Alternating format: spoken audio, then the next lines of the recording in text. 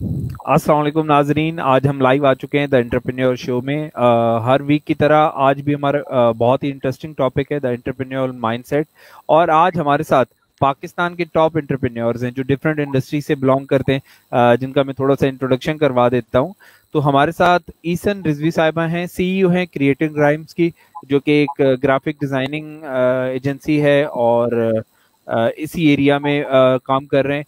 इकबाल यूसुफ साहब हैं जो कि सीईओ हैं एपटेक पाकिस्तान के, पाकिस्तान की सबसे प्रीमियर एजुकेशन फॉर्म है जो कि आईटी एजुकेशन पे ज्यादा फोकस करते हैं। और पाकिस्तान में एपटेक को शायद कोई कोई ऐसा होगा जो नहीं जानता होगा।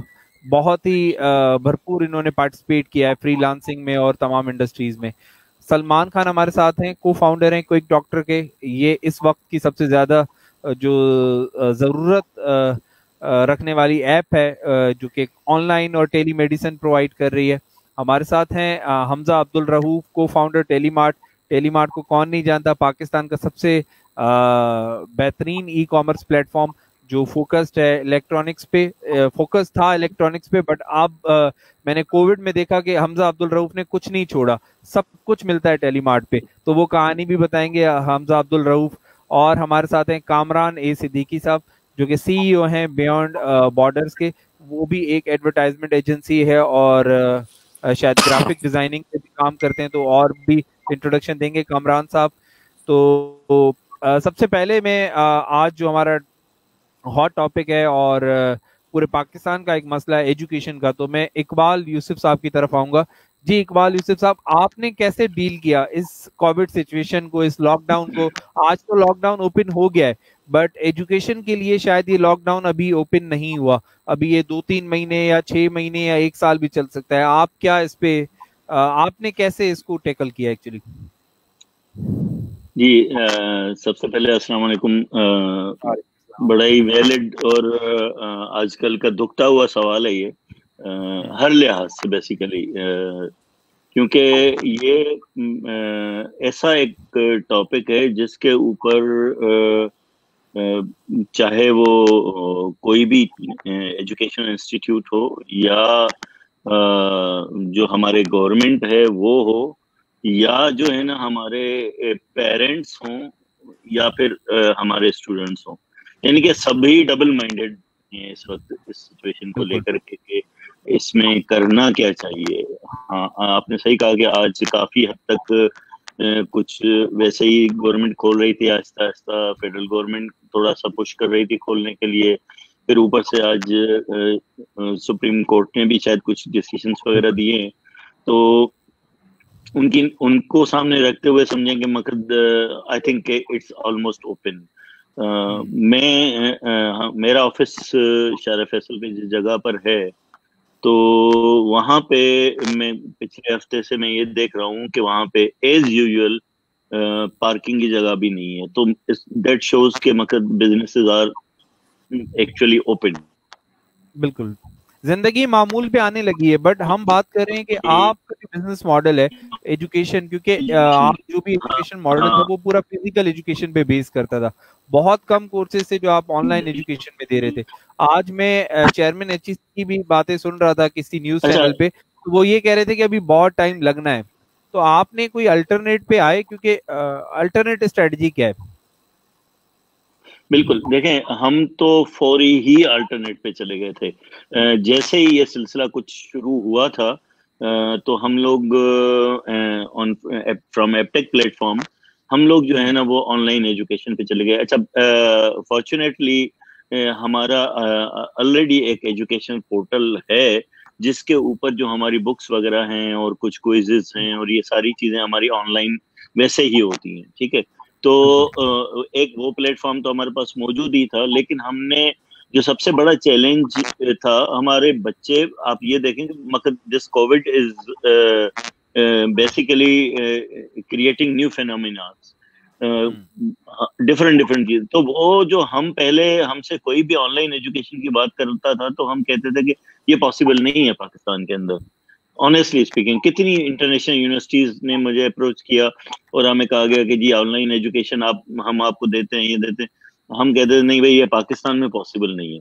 लेकिन इस कोविड ने हमें वो भी सिखा दिया अल्हम्दुलिल्लाह। तो हम लोग पहले दिन से हम लोग जो है ना उसको उस पे ले गए, ऑनलाइन पे ले गए, और हमारे जो टीचर्स हैं they are all taking classes, और अल्हम्दुलिल्लाह हम जो एक्सपेक्ट कर रहे थे कि हम इतना अच्छा एक्सपेक्ट नहीं कर रहे थे, लेकिन अभी भी मैं आपको बताऊं कि ऑन एन एवरेज हमारी 71% के करीब अटेंडेंस क्लास में रहती है। अच्छा, इसी पे ना मैं ये आगे लेके जाऊंगा इकबाल साहब, ये क्वेश्चन लेके जाऊंगा सलमान खान की तरफ। सलमान खान पिछले 1-2 साल से पूरे पाकिस्तान को ऑनलाइन मेडिसिन की तरफ लेके आना चाह रहे थे। आपने जैसे कहा कि ये चेंज मुमकिन नहीं था पाकिस्तान में, ऑनलाइन एजुकेशन आपने कह दिया था नहीं होना, बट वो कहते हैं ना चेंज विल हैपन, आप चाहें ना चाहें। तो सलमान एजुकेट कर रहे थे लोगों को 1 साल से, पर अचानक से सलमान क्या हुआ और कैसा रिस्पॉन्स देखा आपने कोविड में? अस्सलाम वालेकुम, कैसे हैं आप लोग? सब सही हैं? सही कह रहे हैं आप, बिल्कुल।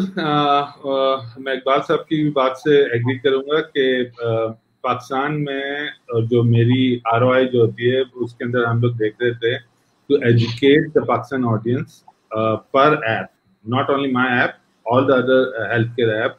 हम सबका कोई रफली 300 मिलियन से लेकर 3 करोड़ से 5 करोड़ रुपए का बजट बनता था जस्ट टू एजुकेट ऑडियंस कि वो हेल्थ केयर को ऑनलाइन एक चीज समझना शुरू करें। That was a huge budget for any startup, right? लेकिन because of COVID-19 जो हमारी prediction थी कि हमने लॉन्च नवंबर 2019 में किया, हमारी prediction थी कि फर्स्ट फिजिकल ईयर के मतलब के अंदर हम लोग इतने सर्टेन नंबर ऑफ लोगों को लेके आ जाएंगे। हमने उससे कुछ 6-7-8 गुना ज्यादा लोग ले आए अब तक, राइट? सो इसका मतलब है कि लोग ऑटोमेटिकली एजुकेट हो गए। हाँ, ये है कि हमने कॉलेज फ्री कर दी सबके लिए, हमने एक्सेस कर दिया, हमने अपनी फेसबुक मार्केटिंग को बहुत ज्यादा बूस्ट करना शुरू कर दिया। लेकिन ये एक चीज अच्छी है कि people are responding and they really want to learn themselves also. So अब जिनको नहीं समझ आता देखिए मैसेज। इस पे एक मैंने देखा था कि आप, क्योंकि आपको मैं 2-3 साल से देख रहा हूँ, आप हर जगह कॉन्फ्रेंसेस में शोज कर रहे थे, बट इमरान खान अब से हमारे वजीर आजम कुछ दिन पहले एक प्रेस कॉन्फ्रेंस की थी और एक पूरा एक काबीना का इजलास बुलाया था, वो सिर्फ और सिर्फ टेली मेडिसिन पे, और वो वहां ये तासुर दिया जा रहा था कि शायद ये पाकिस्तान में मौजूद ही नहीं है और हम इसको लाना चाह रहे हैं और ये किस तरह आएगा। तो मैं उस वक्त मैं सोच रहा था कि शायद मैं इनको बता पाऊं कि पाकिस्तान में बहुत सारी ऐसी एप्स हैं, इंस्टा केयर हो गया, क्विक डॉक्टर हो गया, या बहुत सारे ऐसे प्लेटफॉर्म्स हैं जो ऑलरेडी ये सर्विसेज दे रहे हैं। तो आप क्या समझ रहे हैं, ये क्यों मिसिंग है, ये कनेक्शन लिंकेज क्यों नहीं है? गवर्नमेंट को क्यों नहीं पता कि आप कुछ कर रहे हैं पाकिस्तान में? सर 2 आंसर हैं इसके छोटे से। पहला आंसर है, पता है, हमारी उनके साथ डायरेक्ट बातें हुई है, ठीक है। PM हाउस की जो टीम है उसको हमने प्रपोजल्स भेजे हुए हैं कि हम लोग ये सारी चीजें आपके लिए फ्री कर सकते हैं। और इसका दूसरा आंसर ये कि खाली हम ये नहीं कर रहे, हम एक AI बेस्ड सोल्यूशन भी बना रहे हैं जो मॉनिटरिंग के लिए, क्योंकि मैं किसी को डराना नहीं चाहता, आज बाजार वगैरह तो खुल गए, लेकिन अगर आप इंटरनेशनल प्रेडिक्शन पढ़ें तो सेकंड वेव जो हिट करेगी दुनिया को, जब भी अल्लाह ना करे हिट करे, तो उसमें number of people who get affected will increase. हमने उसके लिए ऑलरेडी एक सॉल्यूशंस बनाए हैं जो हमने वो भी गवर्नमेंट को पिच करते हैं। वो अलग बात है, चाहे वो गवर्नमेंट किसी की भी हो, हमारे जो नीचे का जो लेवल है जो ऊपर तक ये बात पहुंचाता है वो ये बातें गायब कर देता है बीच में से। हमने वो सारे सोल्यूशन फ्री में करने के लिए उनको ऑफर दिए हैं कि हम UK से आने के बाद हमने पूरी एक टेक्नोलॉजी लेके आए हैं जो हम ऑलरेडी काम कर रहे थे, उसकी वजह से हमने उसको, if I'm not wrong, somebody stated few days back, मेरी किसी से बात हुई थी गवर्नमेंट लेवल में, उन्होंने बोला ये सिलिकॉन वैली जैसा सोल्यूशन है लेकिन आगे नहीं जा रहा। तो अब हम कोशिश करें हम अपनी जेब से उसको बनाकर लोगों को दिखाएं और फिर बताएं कि जी आप ये भी यूज कर सकते हैं। अच्छा, मेरा अगला सवाल होगा हमजा अब्दुल रऊफ साहब से। हमने देखा कि ई कॉमर्स की बातें पिछले 6 साल से 7 साल से पाकिस्तान में बहुत ज्यादा हो रही थी। बूम आने की भी हम बात कर रहे थे, बीच में 2017 में 18 में थोड़ी सी हमने बूम आने की बात की, फिर ई कॉमर्स को हमने नीचे जाते देखा, बट अचानक से कोविड ने पूरा सिचुएशन चेंज कर दी और हमने आम ताजिर को भी गवर्नमेंट ने कहा जी ऑनलाइन आ जाए। तो आपने कैसे इस सिचुएशन को डील किया और ये शायद चंद ही ऑनलाइन प्लेटफॉर्म से पाकिस्तान में जिनको हम जानते हैं, जिसमें से एक टेलीमार्ट है या बायोन है या दराज है, वो थोड़े से प्लेटफॉर्म थे। तो वो इतना ट्रैफिक आप लोगों ने कैसे संभाला और कैसे आपने शिफ्ट लिया, क्योंकि ग्रोसरीज भी शायद आपने ऐड किए हैं कोविड के सिनेरियो में, तो कैसा था ये सफर? सबसे पहले अस्सलाम वालेकुम एंड बिस्मिल्लाहिर्रहमानिर्रहीम. Thank you for having me on your show obviously and also greetings to all the respected panelists जो यहाँ पर हैं. अच्छा, आपका सवाल जो है बड़ा तवील था, इसके काफ़ी हिस्से बनेंगे क्योंकि आपने इसमें काफ़ी सारी चीज़ें जो है वो इंक्लूड की हैं. तो बिल्कुल ई कॉमर्स पाकिस्तान के अंदर जो है वो उस तरह से ग्रो नहीं कर पा रहा था जिस तरह से ग्लोबली हो रहा था ई कॉमर्स ग्रो.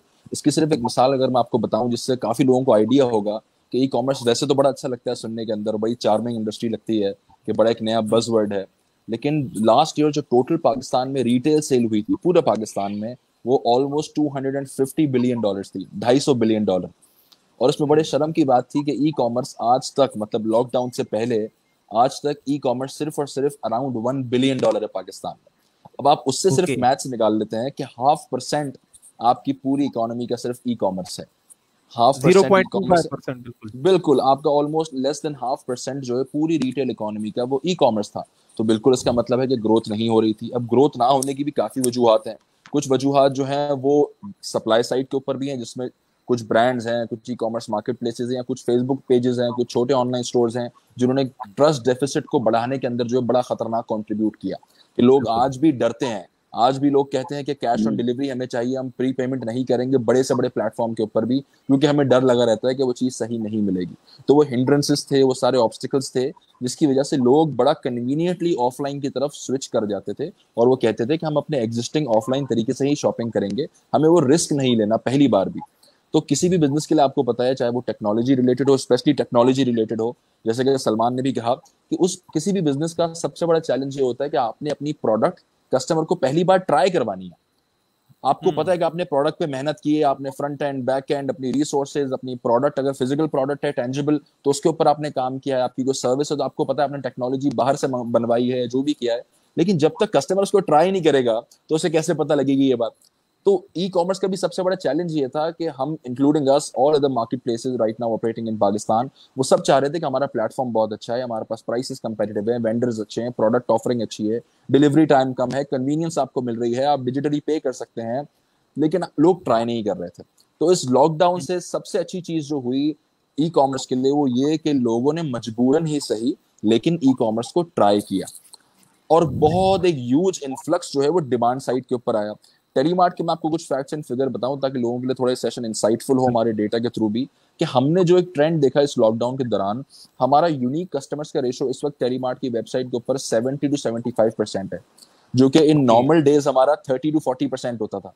तो उसका मतलब ये है कि आज हमारी वेबसाइट पे अगर 100 लोग आ रहे हैं तो 100 में से 70 लोग वो हैं जो पहली बार टेलीमार्ट की वेबसाइट को विजिट कर रहे हैं.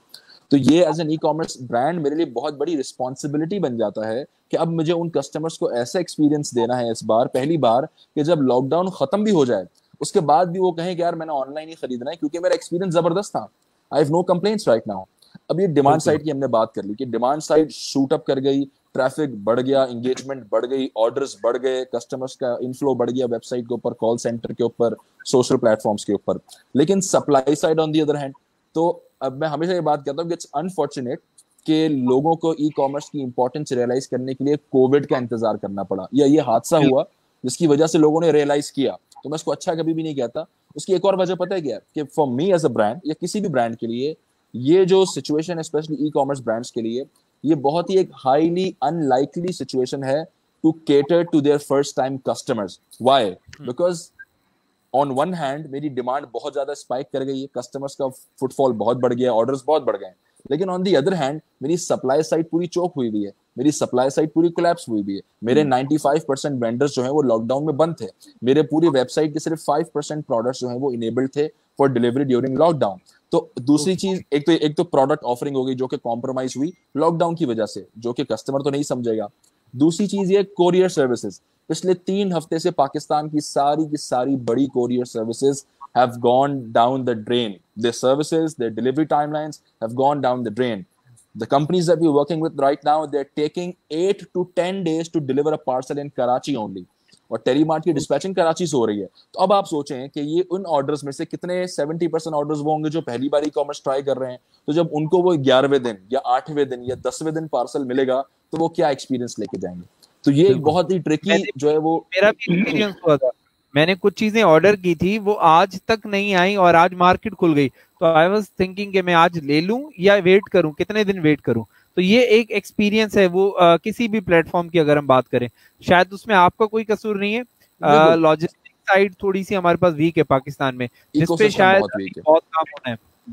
बिल्कुल। और एक आखिरी फैक्ट, बस मैं यहाँ पे एक आखिरी चीज बस फैक्ट बताऊंगा जो कि बहुत बड़ा रेफरेंस है पाकिस्तान के लिए भी, कि यूएस में मैं कहीं पढ़ रहा था एक आर्टिकल, एक रिसर्च, कि यूएस में 10 साल लगे यूएस को अपनी ई कॉमर्स मार्केट साइज को 5.6% से लेकर जो है वो 16% पे ले जाने में। मतलब 10 साल के अंदर ई कॉमर्स जो है यूएसए के अंदर 10% बढ़ा, जो कि पाकिस्तान में हम डिस्कस करें कि 0.5% पे है, यूएसए में 10 साल में 10% बढ़ा, और पिछले 8 हफ्तों में 11% बढ़ा यूएसए के अंदर, 11% in 8 weeks and 10% in 10 years।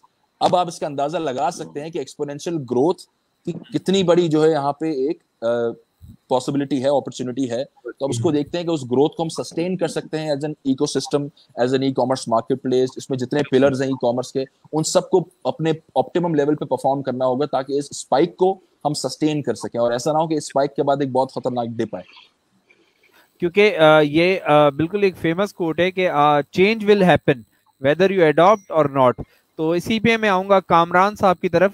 जी कामरान साहब, आप सर्विस इंडस्ट्री में, और सर्विस इंडस्ट्री बहुत बुरी तरह मुतासिर हुई थी क्योंकि आपके पास कोई फिजिकल प्रोडक्ट नहीं था बेचने के लिए जो आप ऑनलाइन बेच देते या कुछ और कर लेते। तो आपने कैसे ओवरकम किया इन चैलेंजेस को जो कोविड में आए, और ले ऑफ्स की पाकिस्तान में पूरे में बहुत बुरी सिचुएशन है, आपने कैसे डील किया अपनी कंपनी में, और आपके कनेक्शंस में क्या हुआ, अगर आप थोड़ा इस पे रोशनी डालें।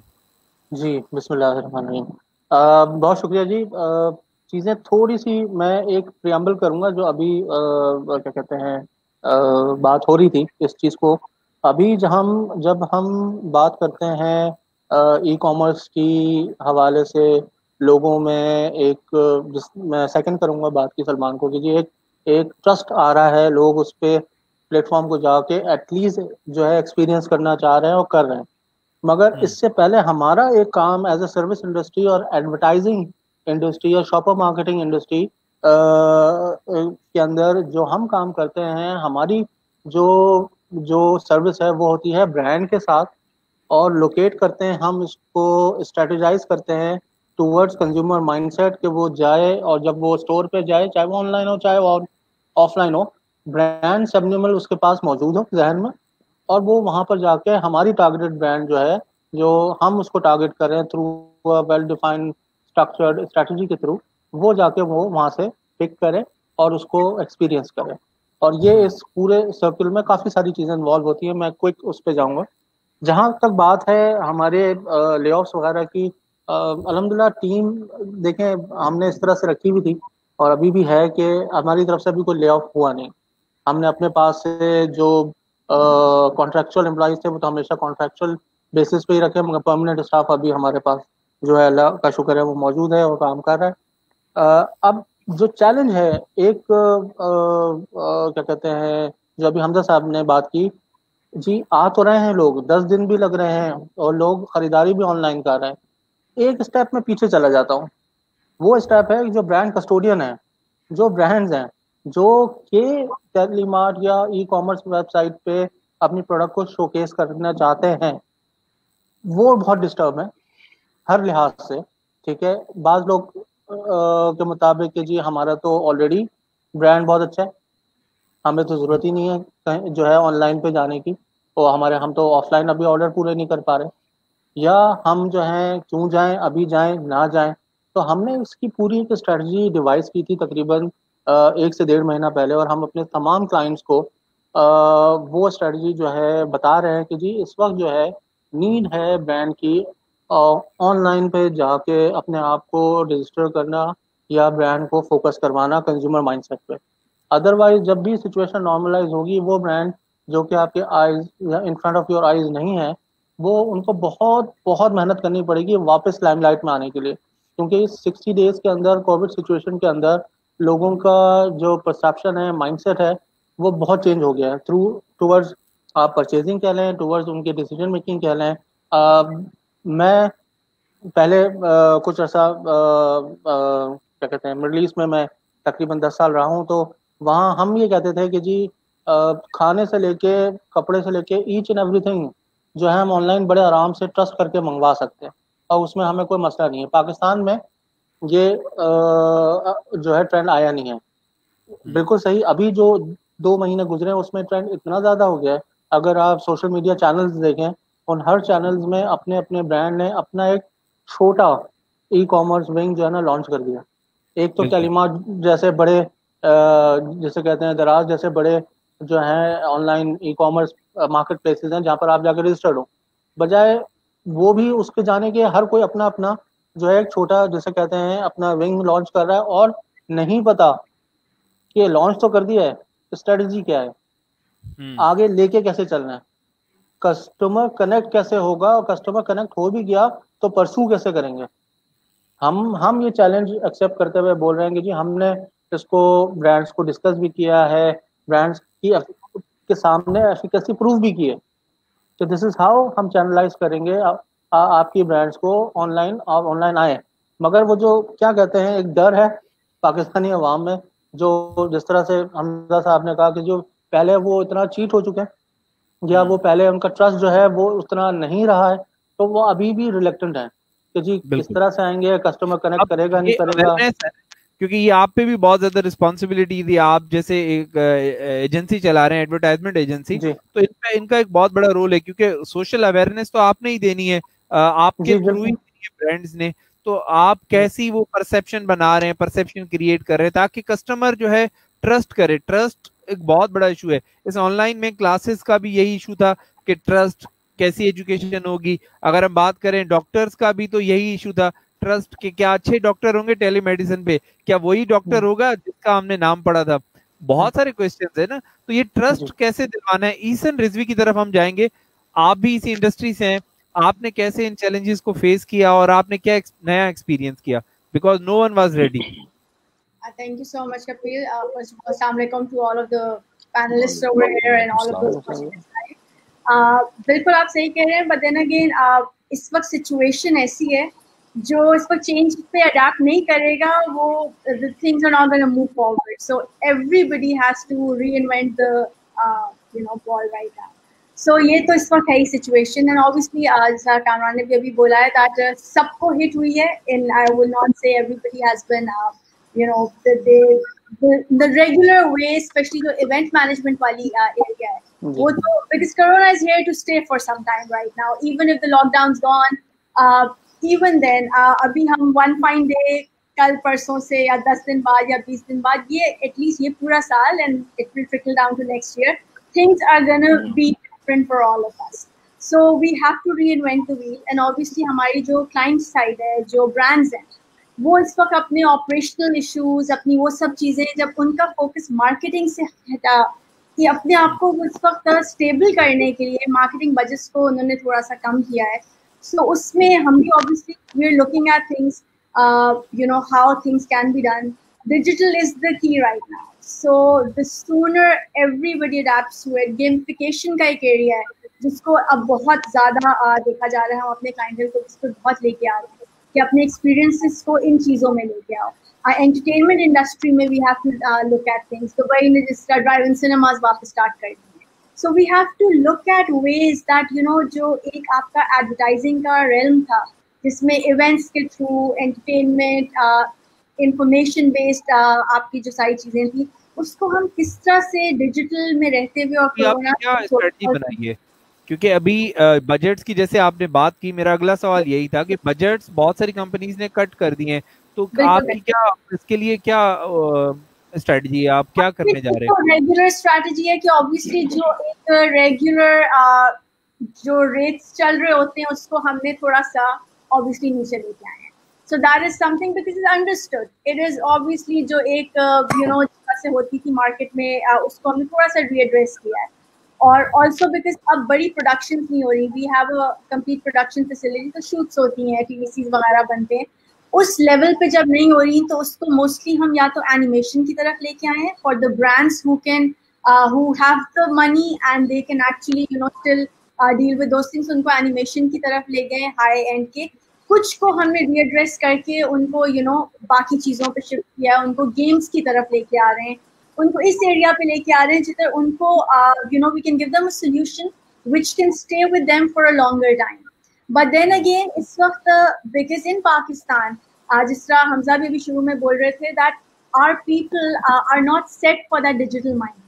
So उसमें उनको इस चीज़ पे अडेप्ट करना उनके लिए बहुत बड़ा चैलेंज है that उनकी पूरी की पूरी दुनिया एक स्क्रीन पे आके खत्म हो रही है, so that is where everything is. So we have to in the creative aspect, हम जो creative strategies बना रहे हैं, we're trying to link these things that whatever we know entertainment as, whatever जो हमारे known areas हैं उनको हम कैसे डिजिटल पे लाकर उसका एक ब्लेंड लेके आए, एंड विच डिफर्स बिकॉज हमारा जो क्लाइंटल का रेंज है वो काफ़ी ब्रॉड है.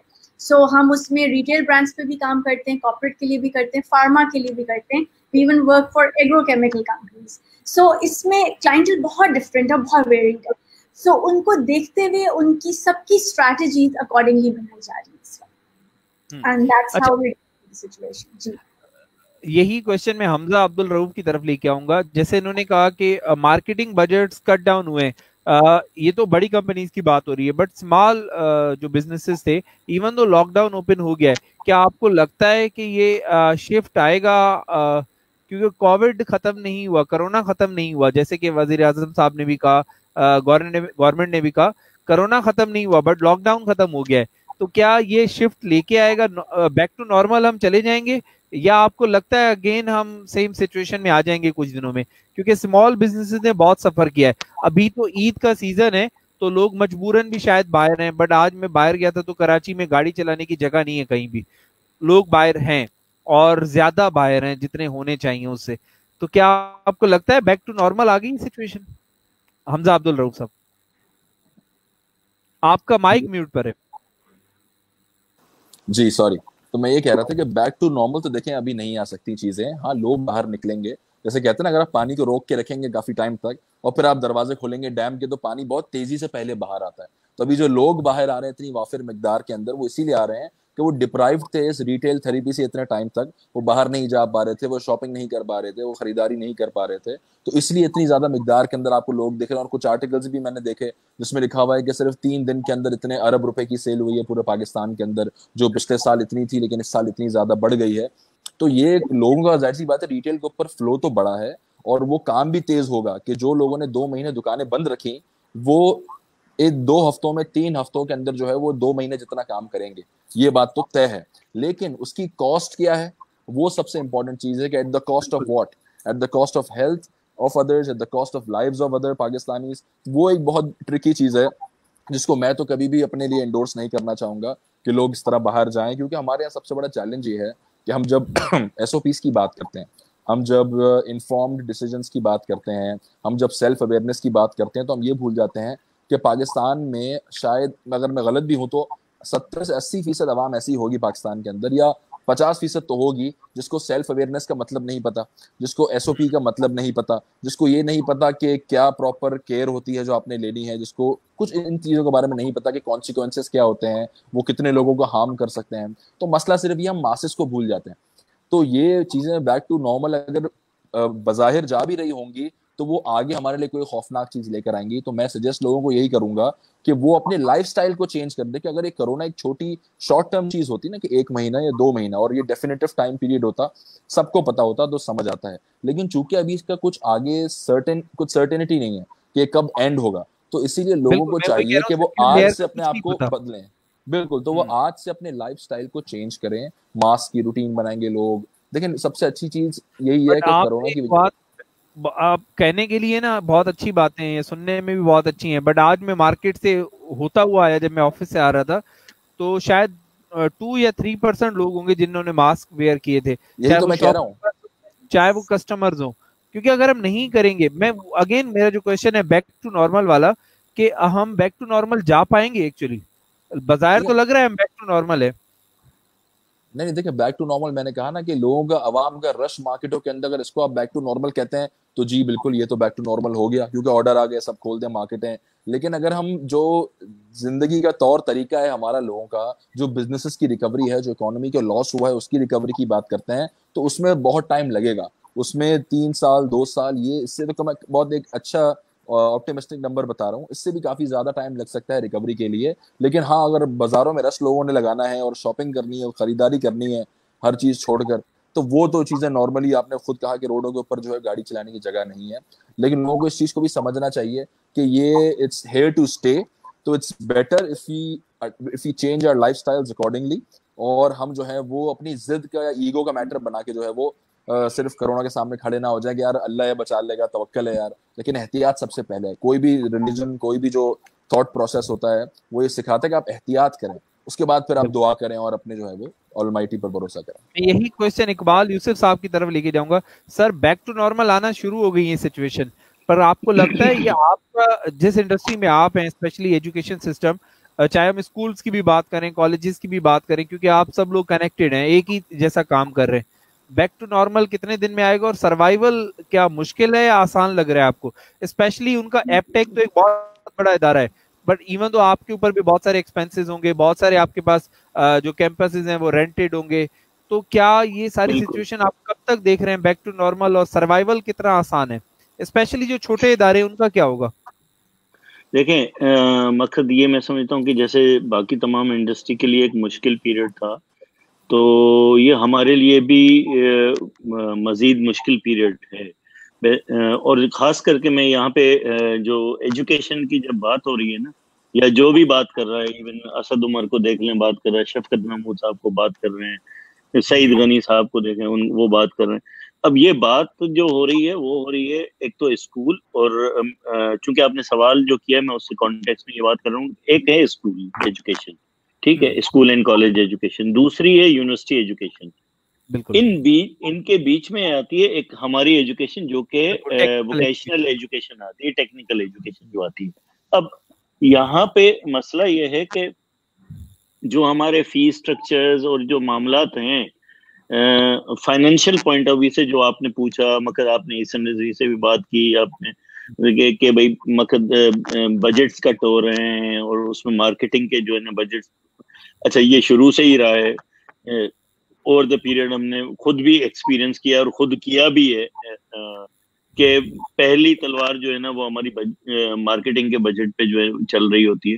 तो बात यह है कि अब हमारा जो इदारा है, मतलब जैसे इदारे हैं जो टेक्निकल वोकेशनल एजुकेशन के, स्कूल बच्चा जाएगा, आज नहीं जाएगा तो कल जाएगा, फाइनेंशियल रिकवरी स्कूल की हो जाएंगी, ठीक है, क्योंकि हम लोग, आप सबके बच्चे स्कूलों में पढ़ते हैं, मगर हमने भी बच्चे स्कूलों में पढ़ाए, अब माशाल्लाह बड़े हो गए, यूनिवर्सिटीज में पहुंच गए, लेकिन जब तक वो स्कूलों में थे तो ऐसा लगता था कि हम स्कूलों के गुलाम हैं। मगर वो तो जब चुटकी बजाते थे हम भाग पे पहुंच जाते थे।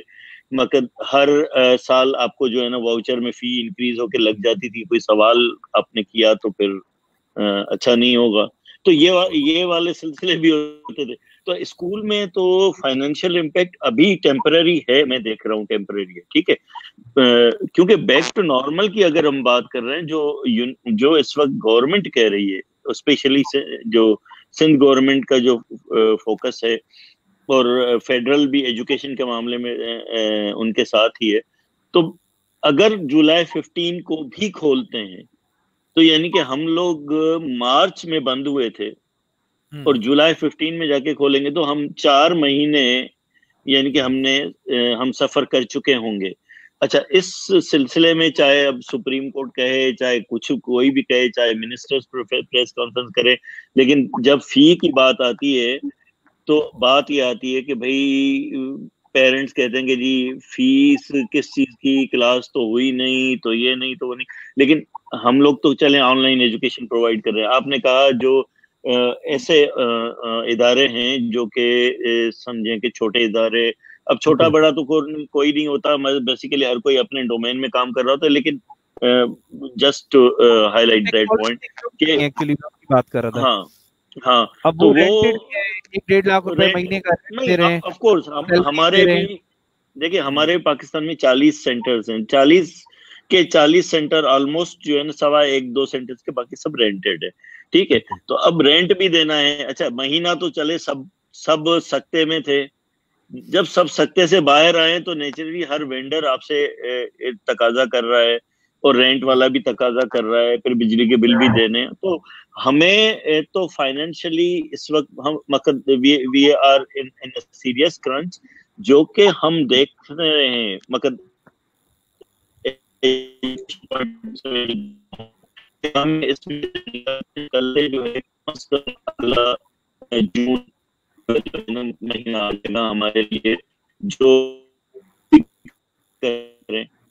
तो इस वक्त अगर हम कोशिश भी कर रहे हैं जुलाई में खुल जाए, हम सरतोड़ कोशिश करें दिसंबर तक जाकर के हम कुछ अपना डैमेज शायद जो है वो उसको रिकवर कर पाएंगे, और उसके बाद जाकर के कुछ एक लॉन्ग टाइम स्टेबिलिटी की तरफ जाएंगे अगर सब कुछ हालात बेहतर हुए तो बेसिकली मैंने आज ही कुछ और इदारे हैं जिनके नीचे इस अरीना में जो है ना हम लोग एक दूसरे से खबरचार भी रखते हैं एक दूसरे की। तो मुझे पता चला कि मतलब कुछ इदारे हैं जो कि इस वक्त 2-2 महीने की इवन सैलरीज तक पे ऑफ करने के उसमें नहीं है, ठीक है। रेंट तो दूर की बात है, मतलब वो सैलरी भी पे ऑफ नहीं कर पा रहे। तो बेसिकली अब ये बिजनेसेस जब उठेंगे तो कैसे उठेंगे मुझे नहीं पता, मतलब बहुत सर मेरा तो मेरी तो इस एरिया में, और आपने 30-40 साल का एक्सपीरियंस है, ये अनएक्सपेक्टेड सिचुएशन थी, बट आप एज अ सीनियर एंटरप्रेन्योर अगर वो हमें देख रहे हैं कुछ ऐसे लोग, क्या एडवाइस करना चाहेंगे? देखिए एडवाइस ये है कि आप yes we have to go for some corrections, we have to go for some corrections of luxuries, we have to go for some correction in employee के उसमें also दो के ये बहुत मुश्किल काम है और बहुत बोलते हुए भी मतलब मुश्किल होती है और अफसोस होता है, लेकिन मसला ये है कि अगर आप ऑर्गेनाइजेशन सेव कर गए तो कल चांसेस हैं सबके वापस ग्रो होने के, ठीक है ना। वो कहते हैं ना कि पेवस्तर शजर से उम्मीदें बहारा रख, तो वो बेसिकली वही है कि अगर शजर पेवस्ता है, उसकी जड़ें हैं, तो बहारों की उम्मीद भी आ जाएगी, इंशाल्लाह वो भी हो जाएगा। मेरा मैं कहूँगा कि वो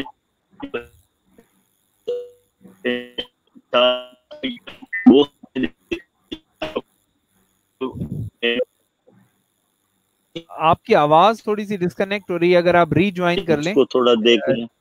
बिल्कुल।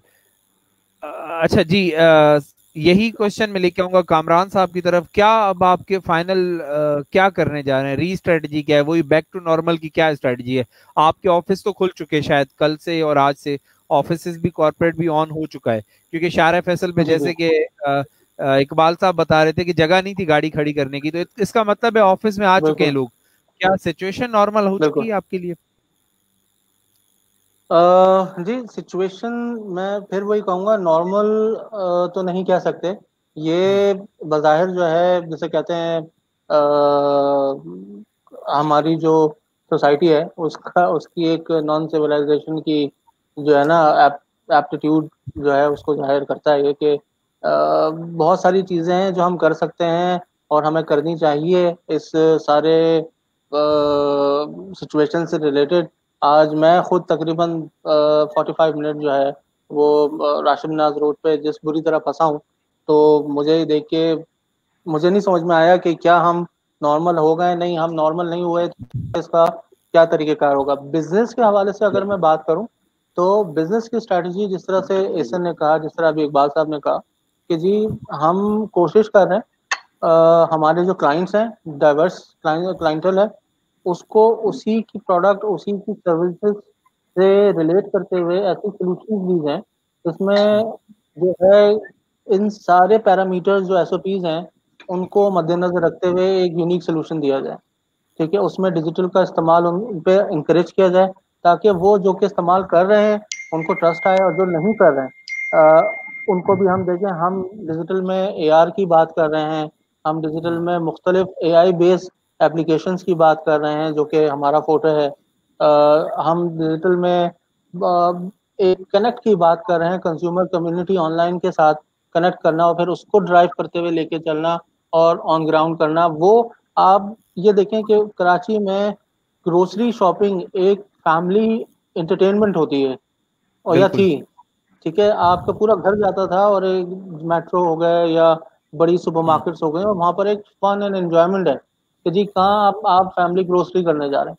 और जब आप इस तरह के माइंडसेट को आप लेके आते हैं कि जी आप डिजिटल पे आ जाएं, जहाँ पर आप जो है टाइम भी मतलब इस तरह से नहीं एक्सपीरियंस कर सकते, तो या डिफ़िकल्ट है ब्रांड्स को समझाना। मार्केटिंग बजट्स बिल्कुल सही जो है काफ़ी ड्रैग्ड हो रहे हैं, काफ़ी स्क्वीज कर दिए, मगर मज़ा वही है कि आप स्क्वीज के अंदर ही चीज़ों को अंदर जो है किसी तरह से लॉन्ग टर्म लेके जाए, हम अपॉर्चुनिटी निकालें। हम कोशिश कर रहे हैं कि जी एक बड़ा बिल जो है वो एक साथ ब्रांड को ना दिया जाए, ठीक है, उसको जो है अमोडाइज किया जाए, 6 महीने पे आगे लेके चला जाए, और उसके बाद एज सर्विस जिसे कहते हैं ना, जिस तरह की सर्विस आप ले रहे हैं और जितना ऑप्ट कर रहे हैं उसके हिसाब से आपको जो बिलिंग जो है वो की जाए। और बहुत सारे तरीके हैं। तो ज़रूरत इस बात की है कि चीज़ों को समझाना चाहिए। समझाने का जो अमल है जिसे हम आम जबान में एजुकेट करेंगे, एजुकेशन कहेंगे towards not mass, towards the brand custodian, क्योंकि वो जब समझेंगे तभी वो अप्लाई करेंगे। आगे बिल्कुल यही सवाल मैं सलमान साहब की तरफ लेके आ रहा हूँ। सलमान साहब, अब आप क्या देख रहे हैं इस अपॉर्चुनिटी? अब आ गए लोग, वंस टेलीमेडिसिन पे आ चुके हैं, अब इनको आप सस्टेन कैसे करेंगे, रिटेन कैसे करेंगे और दूसरे लोगों को कैसे ऐड करेंगे? क्योंकि नॉर्मल भी अगर सिचुएशन हो जाए, अगर मुझे आज देखें टेली में, पहले होता ये था कि कराची का सबसे बड़ा मसला ये कि हर हॉस्पिटल में टर्चरी केयर जितने भी हॉस्पिटल्स हैं या प्राइवेट हॉस्पिटल्स हैं, 3 घंटे मिनिमम वेट करना पड़ता है एक डॉक्टर के लिए, अगर आपने अपॉइंटमेंट भी लिया है तो आप इस पूरे सिनेरियो को कैसे चेंज करने जा रहे हैं? आपने मेरा आंसर खुद ही दे दिया कि हम लोग आपको वेट नहीं करवाएंगे। आपका जो टाइम होगा, आपने फर्स्ट करें कल शाम 5 बजे का टाइम दिया है, तो वो कल शाम 5 बजे से 1 घंटा पहले आपको मैसेज आना शुरू हो जाएंगे कि आपके 1 घंटे में अपॉइंटमेंट है, आपके 1 घंटे में अपॉइंटमेंट है। आप हर कुछ जब बात वो रिपीट होना शुरू हो जाएगा। So this is what it is. We believe that we will save your money, we'll save your time, we'll make sure that you don't get stuck in traffic, और doctor is always available for you. हम वही चीज इस वक्त जो हम लोग देखें, हमारा जब बजट लग रहा है, हम लोगों ने मार्केटिंग जरा से इंक्रीज की है, राइट?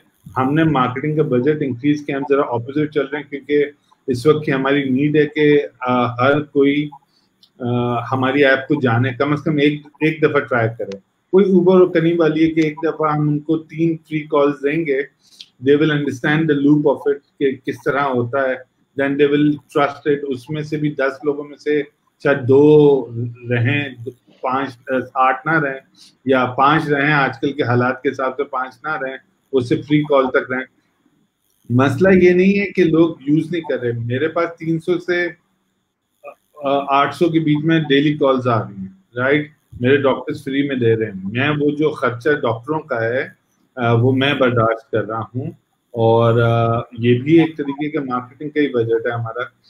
हम लोग फेसबुक पर कर रहे हैं, इंस्टाग्राम पर कर रहे हैं। I am trying my best के ATL अभी हम BTL हम अभी कर नहीं सकते, और ATL हम अभी अफोर्ड नहीं कर सकते, तो हम लोग अभी कोशिश कर रहे हैं कि इसको जितना ज्यादा डिजिटल पर बूस्ट कर सकें वही कर रहे हैं, और उससे रिजल्ट बहुत अच्छा है। एक्सपीरियंस कैसा है कस्टमर्स का? आप जो कस्टमर नहीं कहूंगा बल्कि पेशेंट्स का फीडबैक कैसा है? यार देखिए, मेरी तो बहुत ज्यादा इसके अंदर मैंने डेटा पॉइंट्स निकाले हैं, जिसका एक मैं आपसे शेयर करूंगा। आज लॉकडाउन खुलने के बाद ये जो लोगों का वो जो हमजा ने बताया था कि एकदम से पागलों की तरह लोग निकले हैं, ये भी एक क्या कहते हैं, वी वर एक्सपेक्टिंग दिस, क्योंकि जितने भी लोग बात करते थे ना, उनको काउंसलिंग की ज्यादा जरूरत पड़ रही थी। वो घर पर जो पढ़े लिखे लोग थे, मैंने छोटे एरियाज में भी जाके देखा, क्योंकि मैंने एक ई क्लिनिक खोला है श्री जना कॉलोनी के अंदर, अभी लॉन्च होने वाला है कुछ दिनों के अंदर। मैं उसके ऊपर वहाँ फ्री के उसमें उनके लिए बना रहा था, क्योंकि क्वैक का बहुत इशू है उस एरिया में। तो we are trying to get rid of quack doctors जो लोगों की जानों से खेलते हैं। तो मैंने वहां जाके देखा लोग इतना डरते नहीं इन सारी चीजों से, लेकिन क्लिफ्टन डिफेंस, गुलशन, ब्ला ब्ला, जितने भी ये एरियाज हैं, वहां लोगों ने इस लॉकडाउन को सीरियसली फॉलो किया। वो सीरियसली फॉलो करने के चक्कर में वो बेचारे कितना टीवी देख लेते, कितना नेटफ्लिक्स या कितना कुछ देख लेते, रमजानों में कितनी बाहर कर लेते, उनके अंदर एक डिप्रेशन क्रिएट हुआ। और मेरे जितने भी मेरे डॉक्टरों से बात हुई है, वो कहते हैं उनमें से किसी को कोई ज्यादा इश्यू नहीं था, अदर देन जिनको ऑलरेडी इश्यूज हैं, हार्ट डिजीज या ये जो भी हैं, उन सबको एक डिप्रेशन था। उस डिप्रेशन के वजह से हमने अपने सारे डॉक्टर, क्योंकि हम अपने डॉक्टरों को भी ट्रेन कर रहे हैं डिजिटली, क्या कहते हैं, कंसल्टेशन देने के पॉइंट ऑफ व्यू से, तो हमने उनको के लोगों को आप एक कहते हैं ना 5 मिनट की अच्छी बात करना, जिससे अगर कोई बेहतर हो जाए तो it's better than any medicine. So that's what lot of people are doing, and उसकी वजह से काफी पेशेंट्स रिपीट कॉल्स पे आ रहे हैं। 3 कॉलें फ्री हैं, उसके बाद जो चौथी पांचवी जो चार्ज कॉल है, and we are charging very little, right, like 200 something. So वो सब कुछ भी लोग कर रहे हैं आप, क्योंकि उनको एक वो नहीं है, एक किसी को कोई फ्रस्ट्रेशन हो जाए या किसी भी किस्म का कोई डिप्रेशन हो जाए, तो वो they talk to a doctor, जैसे इसकी वजह से मुझे ये फील हो रहा है, क्या ये कोरोना तो नहीं है, या क्या ये सेकंड बिगेस्ट क्वेश्चन इज क्या ये हार्ट अटैक तो नहीं है क्योंकि मैं एक्सरसाइज नहीं कर पा रहा। These are the major question, जिसका हमने पूरा एक सर्वे बनाया है। हम ये इस सर्वे को रिसर्च करके इसका जो ये फीडबैक हमारे पास आ रहा है, हम इसका एक पूरा एक चीज बना के देख रहे हैं कि यहाँ की जो साइकी क्या है हमारे रीजन्स की, कि कराची के लोगों की, और कराची में सर्टन एरियाज की, और सर्टन बैकग्राउंड्स की, और लाहौर में क्या है, इस्लामाबाद में क्या है। On the other hand I will tell you one more thing, जिन्होंने नहीं सीखना होता या जिन्होंने नहीं लर्न करना होता, वो हमारी फीमेल डॉक्टर्स को आके ऑनलाइन तंग भी कर रहे हैं, क्योंकि हमने फ्री कंसल्टेशन दी हुई है। तो वो चीज, वो बुराई भी है हमारे माशरे में, कि वो भी एक किस्म की फ्रस्ट्रेशन है, जिसको हमें कैटर कर रहे हैं, बड़े तरीके से कैटर कर रहे हैं, लेकिन that is also being handled from our side also. बिल्कुल, ये सोसाइटी के ना हमारे कुछ नॉर्मल्स हैं। हम शायद मैं कुछ दिन पहले एक और शो देख रहा था, तो वो इस टॉपिक पे ही था कि वल्गैरिटी को ज्यादा प्रमोट किया जाता है एजुकेशन से हमारे माशरे में।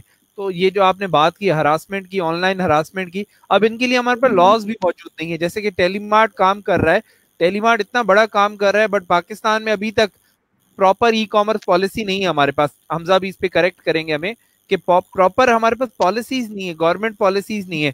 तो अभी हम बात करेंगे, हमारा जो अगला पार्ट है इस शो का वो ये है कि यहाँ पे सॉरी जी यहाँ पे एक चीज आपने बोली, मैं उसमें थोड़ा सा ऐड करना चाहूंगा। असल में जो के फीमेल के हवाले से, फीमेल डॉक्टर्स के हवाले से कॉल करके और तंग करना, तो उसमें जो चैलेंजेस मैं समझता हूँ इसी सिलसिले में, जो एजुकेशन, ऑनलाइन एजुकेशन के थ्रू जो चैलेंजेस हैं, उसमें ये भी एक पहलू है। और खास करके अगेन मैं ये कहूँगा कि ये अगेन जो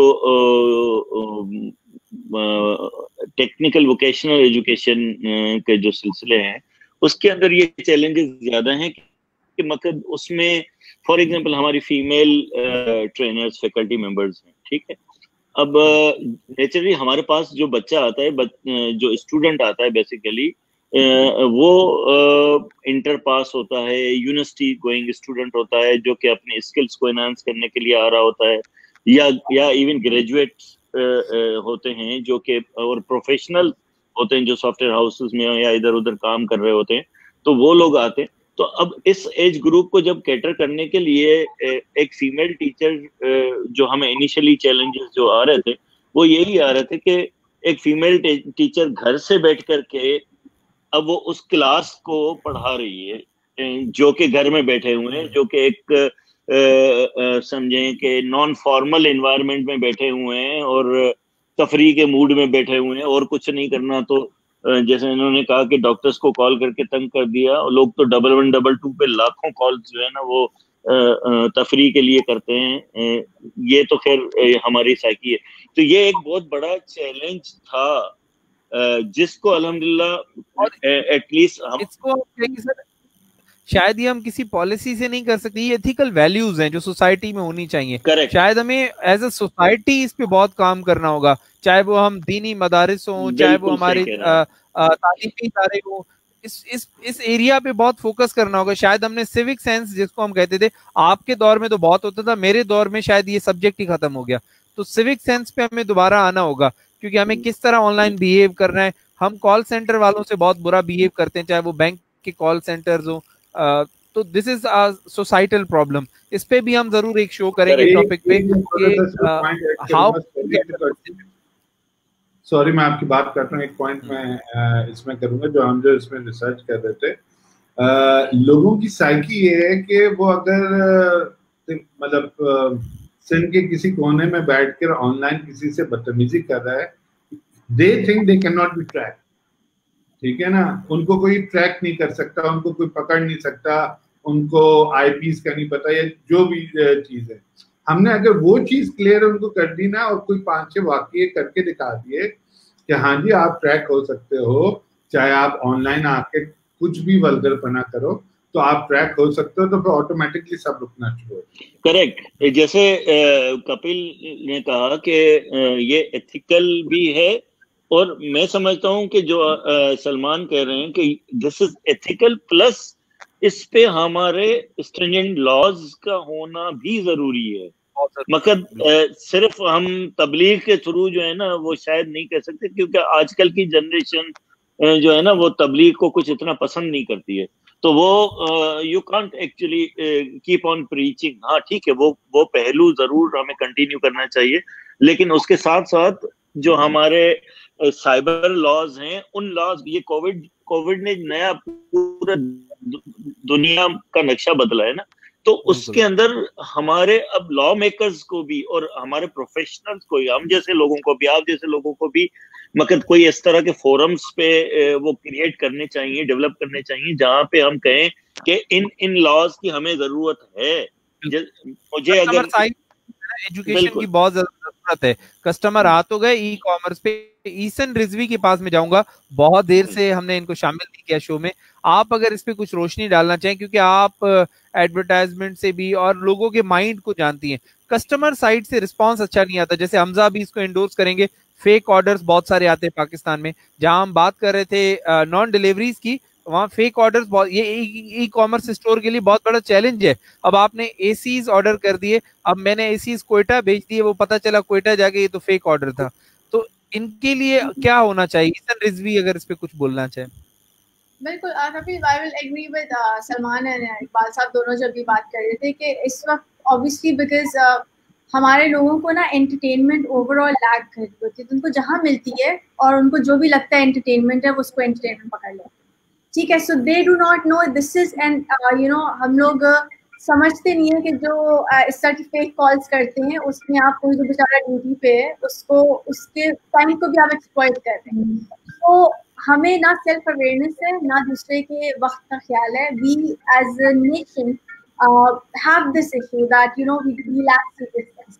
और अभी इनफैक्ट पहले भी जगह पर बात हो रही थी कि इस वक्त जो हम लोग कह रहे हैं कि जो घरों से काम हो रहे हैं, तो आपका you know level of productivity impact हो रहा है। ऐसा कुछ नहीं है। हमारी सेल्फ अवेयरनेस जो लैक होती है, हम लोग में सेल्फ डिसिप्लिन नहीं है। तो जब वो नहीं है सेल्फ डिसिप्लिन, तो वो हर एरिया में रिफ्लेक्ट हो रहा है side that we do not understand that you know the ways we are dealing with things. हम जिस तरह से चीज़ों को ऑब्जेक्टिफाई कर देते हैं, हम जो चीज़ें करते हैं वो रिफ्लेक्ट करते हैं in a bad way. We have a responsibility which we do not understand. Everything is not, there's a responsibility that comes with our acts. तो इन चीज़ों को डील करना, but then again अब जब ये चीज़ें ज़्यादा होंगी, जब ये नॉर्म बन जाएगा कि लोगों को पता अच्छा यहाँ से यूँ कॉल करनी है, supported with the laws, because जब तक वो पकड़ नहीं है तो आप कितना बोलते रहे, they would not understand. you know it is not something that we're going to, तो वो वाला डंडा आना लाजमी है, तो उसको लॉस से सपोर्ट करना लाजमी है. एंड देन जब ये एक थोड़ा सा अभी ये corona, if we are to see it in a positive way, then the positivity would be that people will become used to of these things. और जब वो used to हो जाएंगे तो फिर उसमें इतना fun element कम हो जाएगा, फिर ज़रूरत के तहत hopefully चीज़ों को किया जाएगा. Especially अब जिस तरह सलमान की अपनी मतलब this is like जो आपकी health के relevant चीज़ें हैं, इन पे आपने जो टाइम पे कॉल किया, फेक कॉल की, उसको शायद किसी को ज़रूरत हो जिसका टाइम चला गया, you know, who wanted to call. It's not something that can be taken lightly. So ये सब चीज़ें हैं जिसको वक्त के साथ भी अगेन हमें अपने ऑडियंस को अकॉर्डिंगली ट्रेन करना होगा, through marketing, through things, through laws. उनको एक you know it can't happen overnight. So this is something जो एक ओवरऑल हमारी और अभी सलमान जो पहले भी बात कर रहे थे, इस वक्त literally because of corona the psychological issues that everybody is dealing with, the teenage people, उनके schools बंद हो गए हैं, उनका एक different तरह का psychological impact है जो पड़ रहा है. You know, so our society overall is dealing with a lot of things. So उसमें इन सब चीज़ों को देखते हुए brands को किस तरह अपने आप को evolve करना है, marketing वगैरह को किस तरह evolve करना है, and laws again, कितनी दफ़ा चीज़ों के laws हैं और हम लोग aware भी नहीं हैं उन चीज़ों से. The people in general are not even aware, so they don't know. कि जो अभी पहले भी बात हुई थी कि उनको पता ही नहीं है कि चीज़ों को you know they can be tracked. If a call is being made, they can be tracked. They हमें पता नहीं है. We lack that seriousness. We do not, हमें you know every act is taken on a very lighter note. उसकी accountability नहीं. So that's what I would like to say. बिल्कुल यही question मैं हमजा की तरफ लेके जाऊंगा. हमजा, गवर्नमेंट सपोर्ट कैसी थी इस पूरे ओवरऑल सिचुएशन में, और पॉलिसी स्ट्रक्चर कैसा होना चाहिए ई कॉमर्स के लिए? जहां हमने फेक ऑर्डर्स की बात की, फेक कॉल्स की बात की, हम क्लोजिंग की तरफ जा रहे हैं. वैसे तो हमारा 1 घंटे का शो होता है, बट अभी हम थोड़ा सा कुछ मिनट ऊपर जाएंगे. तो अगर इस पे लास्ट में सबसे कमेंट चाहूंगा, गवर्नमेंट सपोर्ट एंड पॉलिसीज क्या चाहिए आपको एज अ स्मॉल बिजनेस या एज अ स्टार्टअप? वो क्या चीजें जो होनी चाहिए, अगर कोई हमें सुन रहा है तो क्या ये सजेशंस होंगी? देखिए, हर इंडस्ट्री की सजेशंस जो है वो डिफरेंट होती है, डिपेंडिंग कि उस इकोसिस्टम के अंदर कौन कौन से प्लेयर्स आते हैं जो उस इंडस्ट्री की ग्रोथ को सब कॉम्प्लीमेंट करते हैं या उसकी ग्रोथ को फैसिलिटेट करते हैं. तो अगर हम ई कॉमर्स की बात करते हैं तो उसका एक साइड तो सबसे बड़ा जो है वो कंज्यूमर साइड है. कि जैसे कि हमने कहा कि अगर आज भी आप किसी से भी पूछेंगे ना, चाहे वो ई कॉमर्स एक्सपर्ट हो या ना हो, उससे अगर आप पूछेंगे यार ई कॉमर्स से आप क्यों नहीं खरीदेंगे या ई कॉमर्स की ग्रोथ को क्या चीज़ रोक रही है, तो एक ही जवाब आता है कि ट्रस्ट डेफिसिट. तो ट्रस्ट डेफिसिट का मतलब ये है कि आपने कंज्यूमर राइट्स एस्टैब्लिश करने हैं. कंज्यूमर राइट्स कैसे एस्टैब्लिश करने में, आपको रैंडम आइडिया दे रहा हूँ, एक रैंडम सजेशन दे रहा हूँ जो कि गवर्नमेंट कर सकती है. कि जिस तरह ISO सर्टिफिकेशन होती है कंपनीज के लिए, इस तरह ई कॉमर्स के लिए एक न्यूट्रल बॉडी हो गवर्नमेंट की जो सर्टिफिकेट्स जो है वो इशू करे सर्टिफाइड ई कॉमर्स मार्केट प्लेसेस को, और अपनी एक न्यूट्रल वेबसाइट के ऊपर, जो कि भले गवर्नमेंट की वेबसाइट हो, उसके ऊपर उनके नाम पब्लिश कर दे कि ये वो सारी वेबसाइट्स हैं जिन्होंने हमारा पूरा प्रोसेस और प्रोटोकॉल फॉलो किया, और ये सब रजिस्टर्ड कंपनीज हैं, इन्होंने ये सारे प्रोसेस के थ्रू गुजरे हैं, और ये जो है वो सर्टिफाइड ई कॉमर्स मार्केट प्लेसेस हैं, ये certified e commerce branded stores हैं जिसमें खाड़ी, आउटफिटर, जिस तरह के भी लोग हों, ये certified e commerce service stores हैं जिसमें वो प्लम्बर और इलेक्ट्रिशियन और AC और मासियाँ जो लोग सप्लाई करते हैं, तो इस तरह के भी वो चीज़ें आ रही हों. अब उससे फ़ायदा क्या होता है कि जब आपने इस तरह की एक न्यूट्रल बॉडी बना दी जो एक साइट के ऊपर ई कॉमर्स ब्रांड्स को जो है वो सर्टिफाई कर रही है, दूसरे साइड के ऊपर कस्टमर्स उनकी कंप्लेंट्स अगर वहां सॉल्व नहीं होती उस मार्केट प्लेस के ऊपर, वो उस न्यूट्रल बॉडी के ऊपर जमा करवा सकते हैं कि यार मैंने आपकी एक सर्टिफाइड ई कॉमर्स मार्केट प्लेस से एक चीज खरीदी थी और ये डिस्प्यूट है जो मैं फाइल कर रहा हूँ, मैंने उनके पास फाइल किया, 15 दिन से ऊपर हो गए, इन्होंने रिफंड नहीं किया. फिर वो जो न्यूट्रल बॉडी वो इंटरवीन करे और वो चीजों को सॉल्व करवाए. लेकिन उससे देखें, इंडिया के अंदर ई कॉमर्स कंप्लेंट्स के लिए एक डेडिकेटेड हेल्पलाइन है. इसके ऊपर कोई भी इंडिया का जो नेशनल है वो कॉल कर सकता है. पाकिस्तान में आज तक कोई भी ऐसी एक हेल्पलाइन भी नहीं है. लोग मुझे अक्सर प्राइवेटली इनबॉक्स कर रहे होते हैं लिंक्डइन पे, फेसबुक पे, कि यार मैंने फलानी जगह से कुछ खरीदा है हमजा भाई, आप बताएं मैं किसके पास जाऊं, मेरे 30,000 रुपए पड़े हुए इस ऑनलाइन स्टोर के पास, मैं किसके पास जाऊं? और मेरे पास कोई जवाब नहीं होता कि आप क्या करें कि उस पर प्रेशर डले और आपके पैसे आपको मिले. तो एक तो कस्टमर साइड के ऊपर पॉलिसी स्ट्रांग होनी चाहिए कि क्या वो कस्टमर का डेटा हो, तो खैर डेटा भी बहुत बाद में आता है, यहाँ तो कस्टमर बहुत बेसिक चीजें डिमांड करता है। वो ये नहीं कहता मेरा डेटा संभाल के आप रखें और मेरा डेटा किसी को ना दें, वो कहता है मुझे आप चीज तो सही दे दें, मुझे एक्सपीरियंस तो सही दे दें, आप मुझे जो है मेरे पैसों की वैल्यू तो आप डिलीवर करें। तो वहां पे कंज्यूमर राइट को स्ट्रांगली स्टैब्लिश करना चाहिए। दूसरी तरफ जब हम ई कॉमर्स मार्केट प्लेसेस की बात करते हैं तो उनके लिए टैक्सेशन ऑब्वियसली जो है, सबको पता है कि ई कॉमर्स जो है वो बहुत ज्यादा प्रॉफिटेबल इंडस्ट्री नहीं है।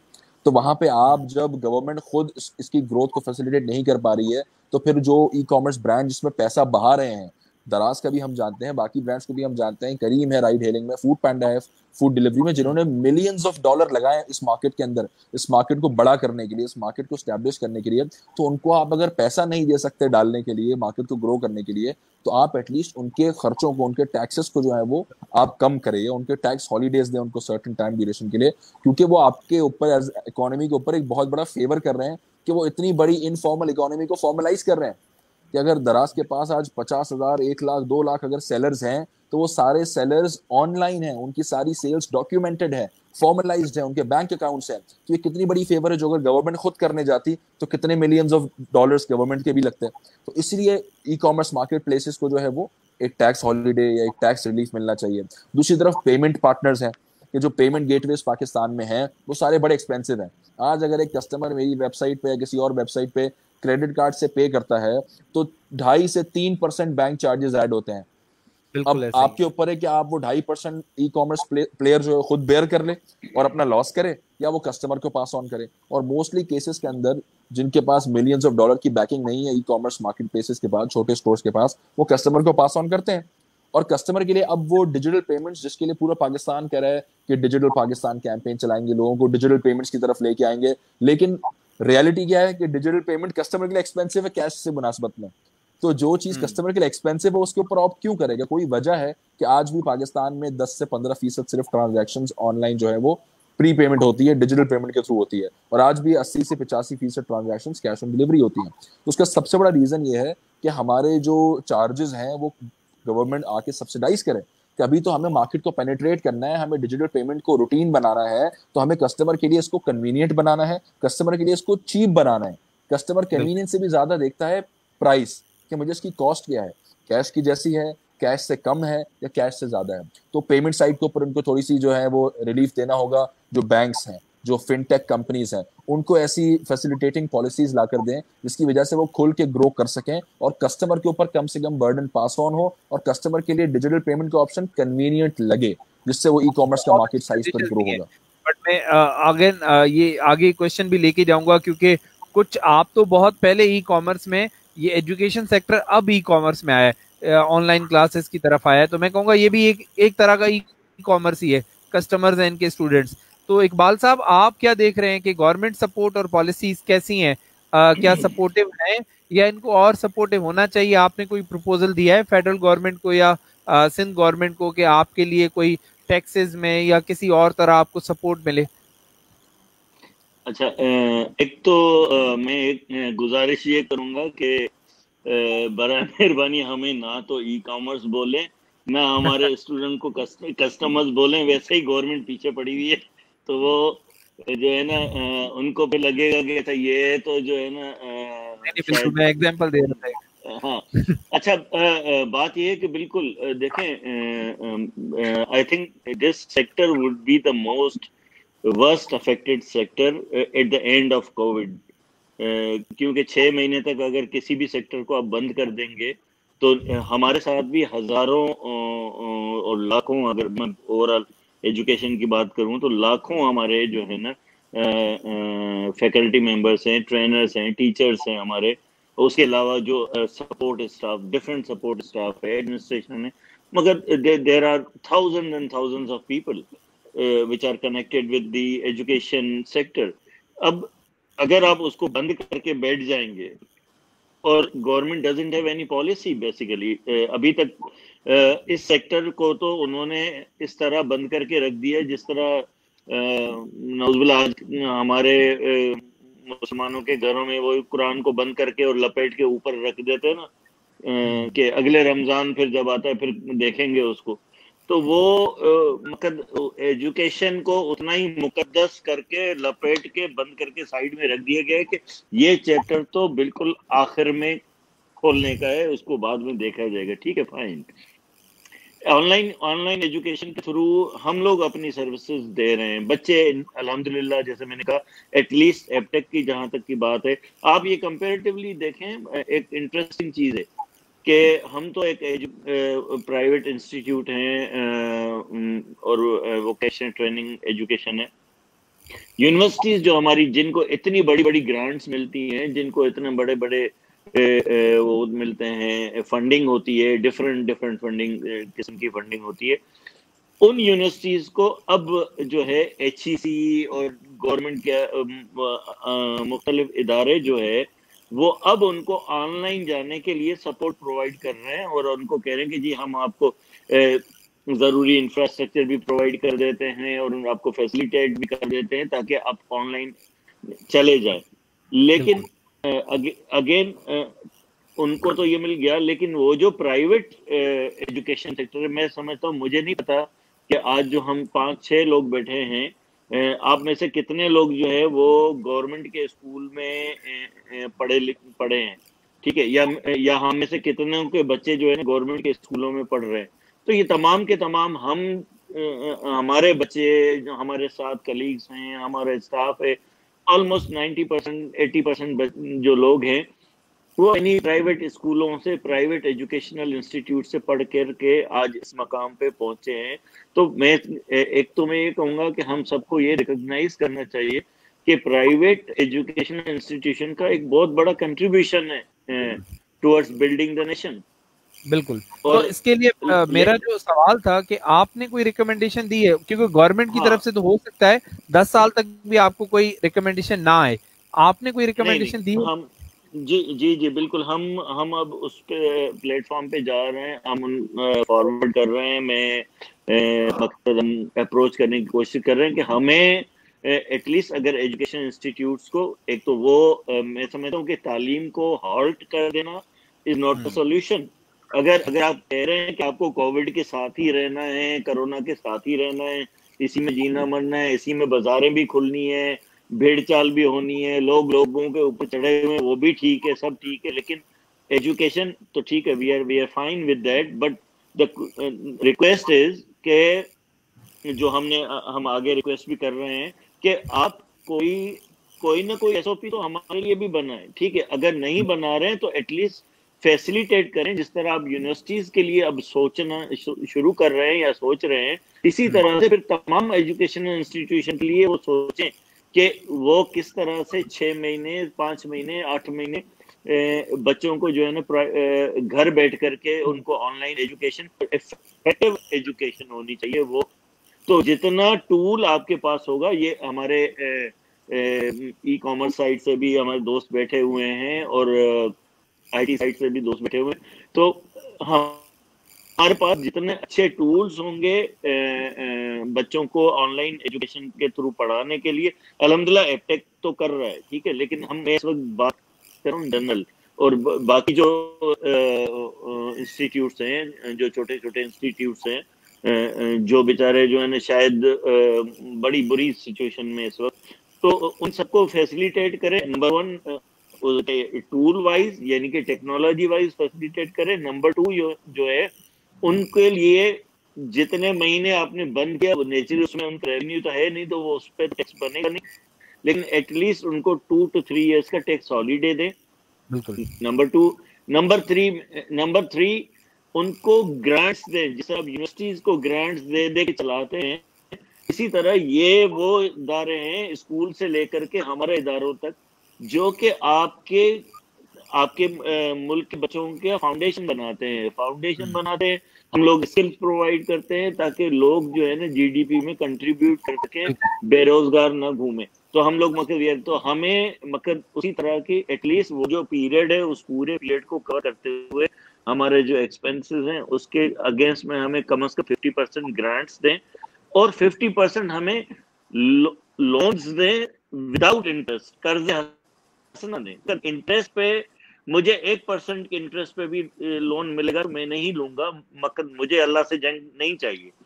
तो आप जब इतने बड़े बड़े दावे करते हैं, मैं पॉलिटिकल स्टेटमेंट कोई नहीं उसमें जाना चाहता, लेकिन आपका फर्ज है कि एटलीस्ट आप इन इदारों को जो है लोन्स विदाउट इंटरेस्ट दें, ताकि वो कम से कम सरवाइव कर सके। आज अगर आपका एजुकेशनल सिस्टम सरवाइव कर गया तो मुल्क आगे बढ़ेगा। अगर आपने आज उस एजुकेशन सिस्टम को डैमेज कर दिया तो कल हमारी नस्लें उसको भुगतेंगी। This is what I want. Question को मैं आगे लेके जाऊंगा, देन हम शो की क्लोजिंग की तरफ जाएंगे। ईसन रिजवी साहिबा, आपकी जो इंडस्ट्री है उसके लिए आप क्या चाहते हैं, वो कौन सी पॉलिसीज हैं या कौन सी सपोर्ट है जो गवर्नमेंट से आप चाहते हैं जिससे थोड़ा सा ईज आ जाएगा? काफी गवर्नमेंट सपोर्ट दे रहा है, इवन बैंक्स वगैरह जो है you know they are actually giving the financial support if someone needs it. ठीक है, so in that way I feel that they are doing in our sector there is only this much they can do. So all those जो अपने let's employees को पे of नहीं कर सकते या कुछ नहीं कर सकते, उसके लिए there are policies in place and you can apply, उनको वो फाइनेंशियल सपोर्ट मिल रही है to apply for that. So what all the government can do at this level and what we can expect from them for our service industry, I feel they're already doing that also, because our government has obviously bigger challenges in place right now to deal with. तो ये तो advertising के sector में हमें उनसे जितनी support मिल सकती है, आई थिंक इट्स फेयर। तो इसी के साथ हम शो के एंड पे जाएंगे। आप लोग की नॉलेज और जो एक्सपीरियंस है वो शायद हम 2 दिन भी ये शो करें तो बहुत कम होगा। दोबारा हम चाहेंगे कि आप लोगों के साथ एक शो करें इन टॉपिक्स पे जो आज हमने डिस्कस किए हैं, और हम कैसे बेहतर पॉलिसी मैकेनिज्म बना सकते हैं, स्ट्रक्चर बना सकते हैं पाकिस्तान में, इस पे ज़रूर हम बात करेंगे। आप लोगों का बहुत शुक्रिया, आप लोगों ने टाइम दिया और अपनी मसरूफ जितनी भी जिम्मेदारियां थी उसमें से थोड़ा सा टाइम निकाला हमारे लिए, तो बहुत शुक्रिया।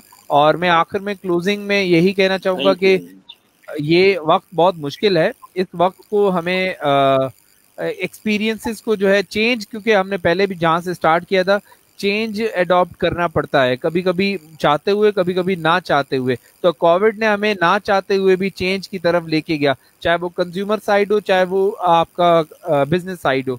तो बहुत सारे बिजनेसेस हैं जिन्होंने जल्दी से रिस्पॉन्स किया है सिचुएशन को और वो सक्सेसफुल हुए और उन्होंने इस अपॉर्चुनिटी से फ़ायदा उठाया। और अब भी वो बिजनेसेस जो इस अपॉर्चुनिटी से फ़ायदा नहीं उठा पा रहे, उनके लिए सोचने की ज़रूरत है, क्योंकि कोरोना ख़त्म नहीं हुआ। अगेन हम जब सेकेंड लेयर की बात कर रहे हैं तो may be it is possible, हम नहीं चाहते ऐसा कुछ हो, बट बी रेडी। ये जितने भी बिजनेसेस हैं, चाहे वो ऑफलाइन है ऑनलाइन है, उनको रेडी रहना पड़ेगा। और इसके साथ साथ मैं आपको कहना चाहूँगा कि आप अगर आना चाहते हैं, इस शो में पार्टिसिपेट करना चाह रहे हैं, और अगर आप इन एंटरप्रेन्योर से कुछ सीखना चाह रहे हैं, तो global network for global entrepreneurs को ज्वाइन करें।